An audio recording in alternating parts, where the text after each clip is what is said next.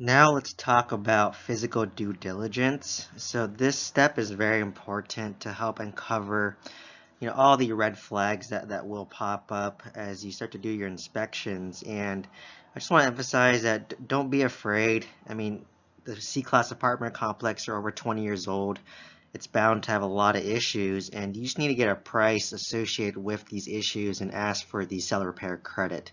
So use the attachment I created with all the due diligence table to go through one by one and use that in addition to what you learned from this recording and lecture. So what is due diligence? It's doing your homework. You don't want any big surprises when you take over an apartment complex. And even despite doing as much due diligence and homework that you do, unexpected things always happen, right? So I always have the mantra of expect the unexpected.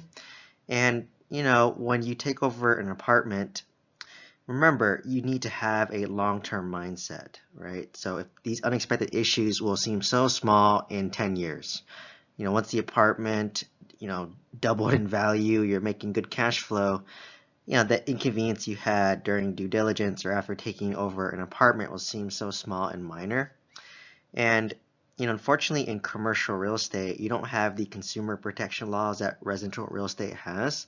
And the reason for this is commercial real estate investors. So when you're buying apartments, mobile home parks, self-storage, you're considered more sophisticated compared to the average home buyer. So, even if you do your due diligence, if the owner is lying about the financials, you'll find out once you take over the property.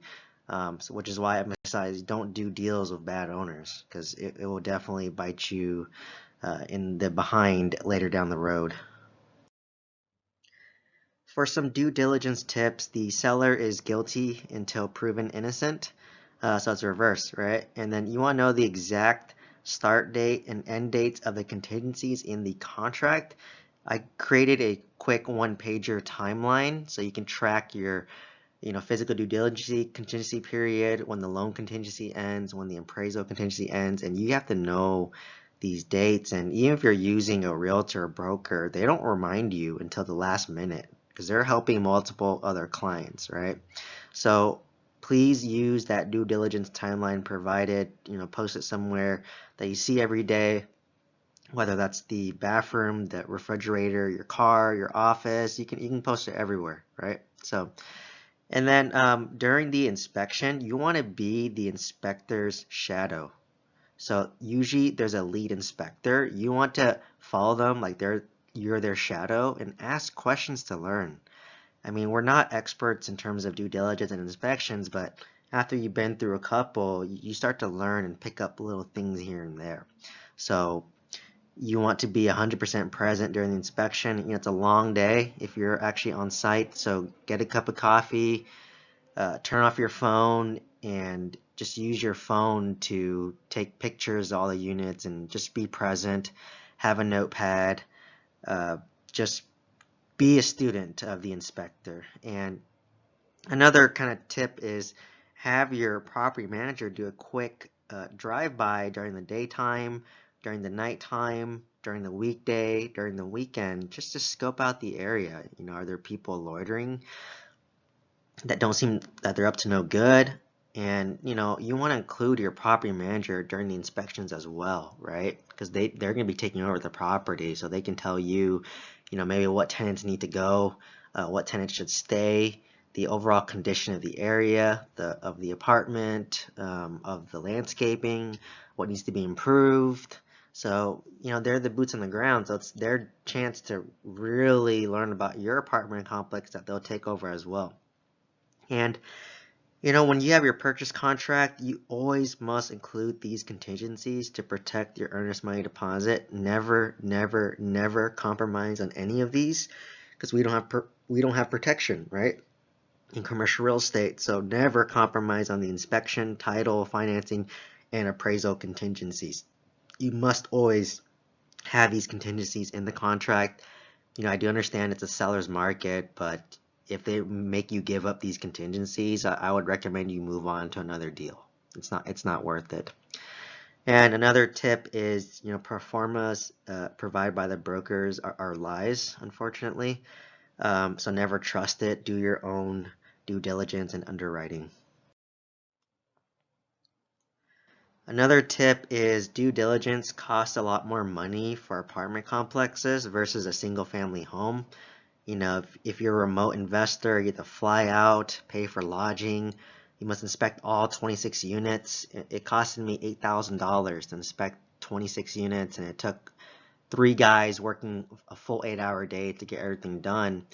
And in single family, the inspection is $500, and it probably takes them like 1 to 2 hours tops. So, it's also very common to ask for a contingency extension. When you do this, you need an amendment to the contract, must be made and signed by both parties. Don't procrastinate to do this. You want to make the amendment or ask for the extension at least 5 days prior to the end date to give yourself time to create the amendment and have time for the seller to sign it. Because sometimes sellers, they take a long time to provide you with documents. They take a long time to sign things, especially the older mom and pop owners, right? So, and also your findings from due diligence will set you up to renegotiate. Most importantly, seller repair credit. So when you're under contract, you're always negotiating, right? From start to finish, from day one to closing day, you're always negotiating, and due diligence is no different. So, and also, when you're buying real estate, you want to have at least 2 exit strategies when performing due diligence. So, for me, I'm buy and hold, but let's just say the property doesn't work out for me, but may work out for someone else, then I have wholesale as my backup exit strategy. And at the end of due diligence, you want to make sure you have a business plan to hit the ground running, right? The moment you take over the property, you want to hit the ground running and start to execute your plan. So during the inspection, you must inspect all units. I emphasize this so many times. If you have a 100-unit apartment complex, you want to get into all 100 units. I understand that sometimes maybe the property manager may have lost keys for one unit or something, but for the most part, all units must be sampled.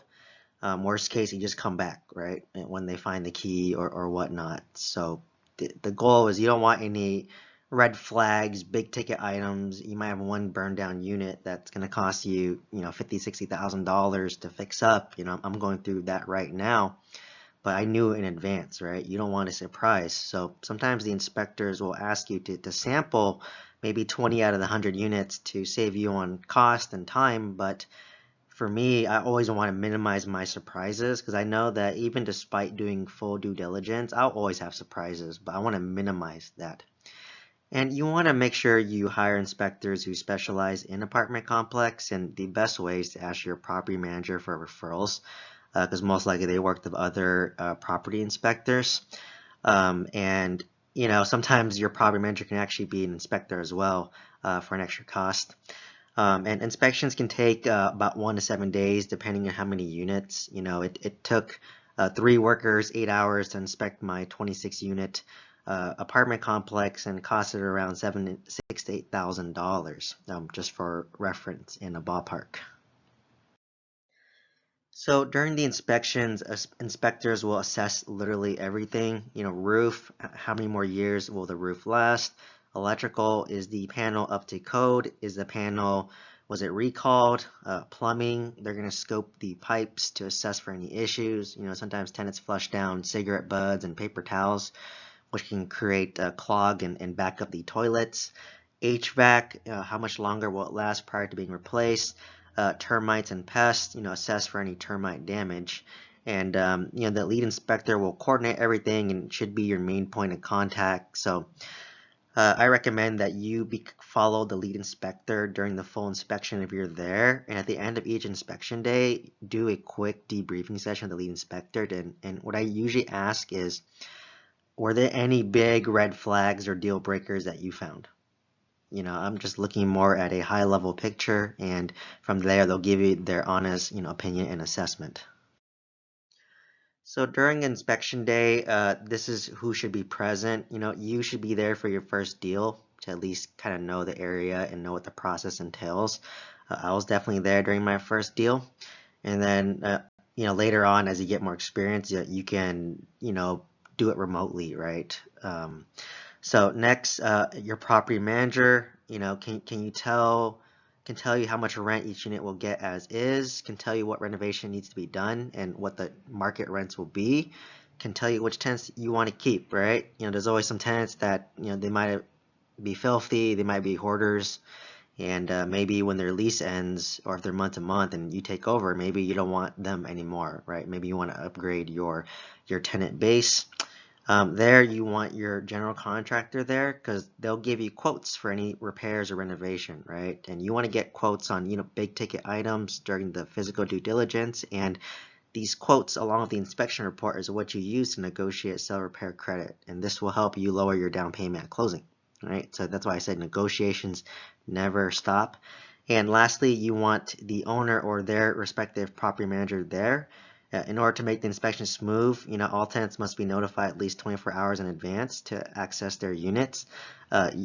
Each state varies, but you want to make sure the owner has keys to all the units to prevent any delays, right? Because like I said, you want to inspect all 26 units, and if they don't have a key to one unit, that's going to create delays, and it might be that landmine unit that I'm referring to where it might be burned down or it might be really trashed, right? So you want to make sure they're there to make it very smooth. And, subsequently, the inspectors do take a lot of photos during their inspection. If the property manager is there as well, have them take a lot of photos and videos. And then, you don't have to be there for the inspection, but, definitely if you can make it out there, I definitely would make an effort to go. But, once you kind of know the area like I do in Oklahoma, I don't really feel like I need to go as much, but if it's a big 100-unit apartment complex and you're spending a couple $1 million, it's worth spending a couple thousand just to get out there and be present as well. So the inspection report is usually created online via Spectora. That's what most inspectors use. It's over 100 pages. Inspectors take pictures of everything. So even if you're not there, they give you enough photos to give you a sense of the units, the interior, the exterior, any deficiencies that they see, and it's very nice. It's almost as if you are there about being there. And the summary page has 3 categories, maintenance item, recommendation, safety hazard, and I mostly focus on the safety hazards and get quotes to fix those and then ask for a sell repair credit because those are usually the easiest ones to sell because it's a safety hazard, right? No one wants to compromise the safety of a tenant. And I usually try to ask for everything, right? I'll ask for maintenance items, recommendations, and safety hazards. But if I come out, let's say that all costs $120,000. But let's just say the safety hazard items is $60,000, and then after negotiations, I end up getting $60,000 of sell repair credit. I can still consider that a win because I basically can cover all my safety hazard issues. So that's a negotiation tactic, right? You want to start big and then go down, ask for a smaller, big request, followed by a little request, right? And then, after you get the inspection report, spend a lot of time to read it, talk to the lead inspector and ask, did you find any deal-breaking red flags, right? And I talked to my inspector, he's like, the area is great, it's a great property, the roof is new, maybe the staircase on one side needs to be replaced, it seems end of life, and, we got a quote and $6,000 to replace that staircase, right? So, yeah, I just got a lot of information there. Obviously the staircase still works, but I know that down the road I'm going to have to spend about $6,000 to fix it. So, it's just nice to have a good conversation, and the inspectors love talking about the property and all they found. Just remember that everything has a price. Do not freak out over the long list of recommendations and maintenance items. Class C apartments are usually 20 years old. I mean, all mine are 50 years old at least. And it's common to have a laundry list of, things that need to be fixed, right? This is what happens in C-class apartment complexes. So what you want to do is compile quotes from your general contractor, give the quotes along the inspection report to the owner when asking for the sell repair credit to be, 100% transparent. Usually you'll need an amendment to the contract as well, asking for a sell repair credit. And when you draft the amendment, use this term exactly. This is what I've done for my apartment complexes. Seller hereby agrees to assign at the close of escrow to buyer's choice of entity the sum of $50,000 in the form of a check or wire transfer for property renovations. So while you want to list property renovations, it has a more positive connotation, right? Versus saying, oh, I need to fix the old roof. Lenders won't like to see that, but if they see property renovations, they're like, okay, well, the owner's going to take this money and fix the roof. So just use this terminology exactly, and usually it'll be very, very good in most states.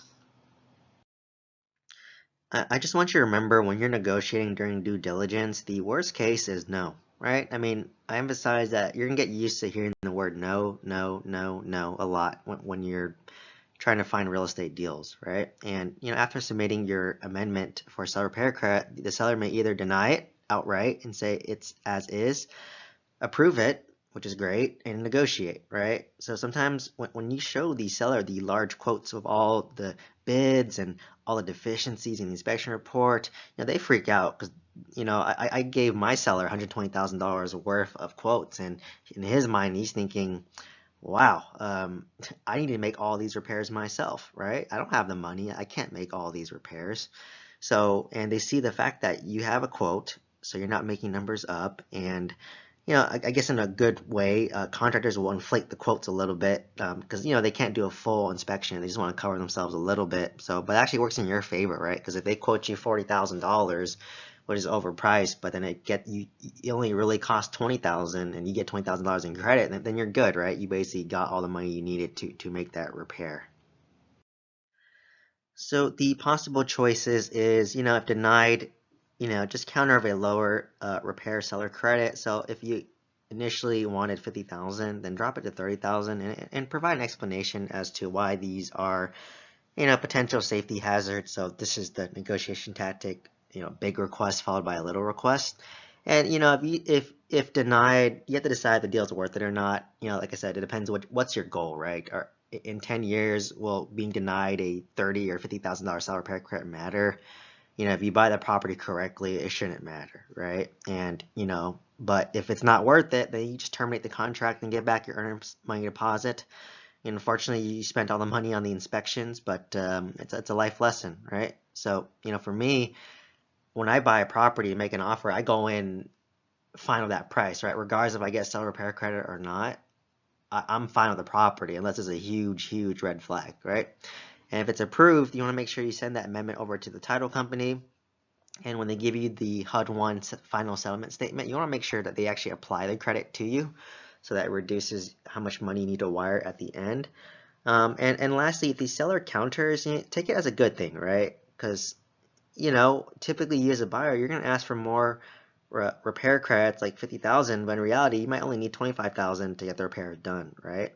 So, if you ask for 50K and the seller gives you 25K, it feels like a win-win because you get 25K, which helps reduce your down payment, and the seller feels like they saved $25,000, right? So that's what I mean by win-win negotiation tactics.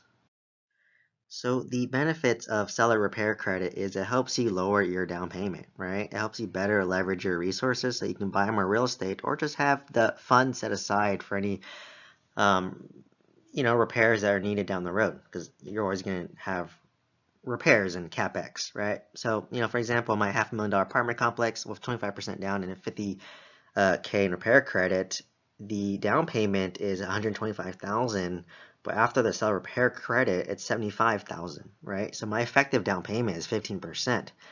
I mean, imagine buying an apartment complex with 15% down. That's the same as like a primary residence, right? Where you can do, 5, 10, 15% down. So that's amazing, right? And people think you need 25% down, but there's ways to, lower it, and you can save that money for future renovations. I'd rather have liquid money versus money trapped up in a property, right, for a rainy day. So this is why I always negotiate for seller repair credit, regardless if I'm having a traditional lender, I'm doing a master lease agreement, I'm doing subject to, I'm doing seller carry first, I'm doing seller carry second, right? I always ask for a seller repair credit. For the physical due diligence period, standard is 30 calendar days for due diligence, but remember extensions are common, and if you do want to do it, make sure you do it at least 5 days before your 30 days are up to be proactive.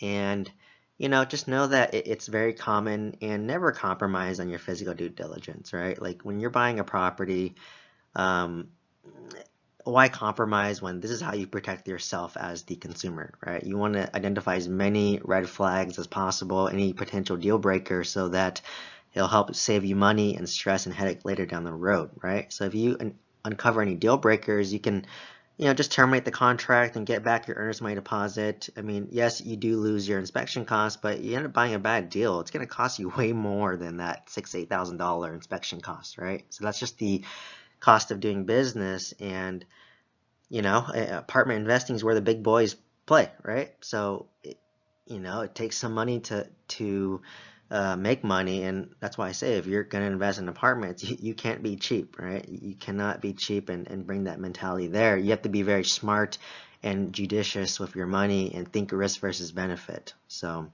hopefully this PowerPoint or lecture was helpful for you, and that you will be very successful when doing physical due diligence.